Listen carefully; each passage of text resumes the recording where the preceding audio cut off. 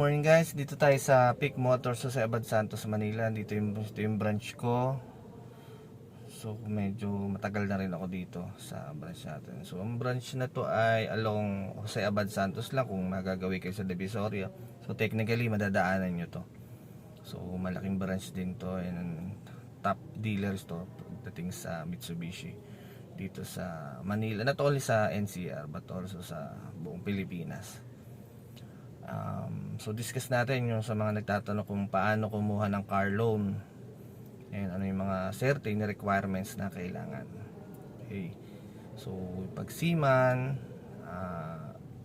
employed, or may negosyo. Okay, discuss muna natin dun sa employed. Pag employed, by the way, may parameters nga pala ang bangko na tinatawag when it comes sa pag-apply. At least yung income natin or yung sinasahod natin ay times 3 doon sa kukunin natin na sasakyan. So for example, ang Mirage G4 yung kukunin, halimbawa lang, sample lang si Mirage G4, ang monthly ng Mirage G4 is 16,700. So round up na natin 17. So pag times 3 yan, kulang-kulang 50,000 yung combined salary dapat ng mag-a-apply. So pag sinabing combined salary niya at the same time yung salary nung co-borrower niya, asawa niya, kapatid niya or magulang niya na makakasama niya doon sa application.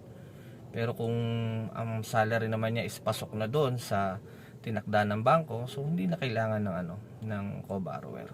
So balik tayo doon sa kung ano yung requirements.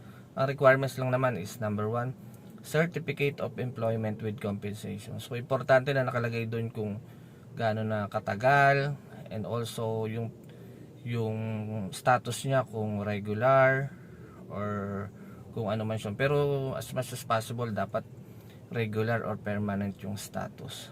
So nakalagay din doon kung saan or pwede mag-follow up yung bangko doon sa nakalagay din dapat yung mga contact number doon sa COE niya. Okay? Pag business naman, madalas hanapin dyan DTI certificate. At the same time yung 3 months bank statement, pero mas maganda ilagawin nyo na 6 months yung bank statement nyo. So more on titingnan dyan yung paraan ng pagbabangko natin, kung madalas ba tayo nagde-deposit or yung galaw ng pera natin sa bangko. Plus titingnan din yung outstanding balance. So common na yan yung mga IDs. So lagi naman kasama yung IDs tsaka latest proof of billing. Pagdating naman sa seaman, pag seaman kasi iba yung onboard tsaka nandun siya sa laot Pag nasa laot siya, dapat ang mag-a-apply nun yung asawa niya na nandito sa Pilipinas. Okay, so kukuhaan nyo ng bank statement din ng proof of remittance. So common naman na pag sa seaman yung asawa niya ay may bangko, so doon pumapasok yung remittance. Plus IDs nilang mag-asawa and also yung kontrata, yung pinaka-latest contract nung umalis siya. Then pag nandito naman siya sa Pilipinas, so ibang usapan din naman yun. Ipapangalan naman yun doon sa mismong seaman kasi nandito na siya, kaya makapirma. Unlike kanina, ang mag-a-apply doon is yung babae o yung asawa na nandito sa Pilipinas. Co-borrower lang yung seaman niya na nasa laot. Then ibang usapan naman kung nandito siya sa Pilipinas. So pag nandito siya sa Pilipinas, since makakapirma siya, ang requirements nyo yung pa rin yung kontrata niya, and also yung kanyang seaman's book. Picture niya lang din yung embarkation and disembarkation, nandun naman sa loob ng seaman's book. Plus IDs nila mag-asawa, proof of billing, and ano pa bang hinahanap dyan, yung minsan hinahanapan din ng kontrata pabalik, pero hindi naman lahat ng bangko ganun. So yun lang yung mga nabanggit ko, yun yung yung latest contract and also yung yung seaman's book na may picture yung loob, yung embarkation and disembarkation.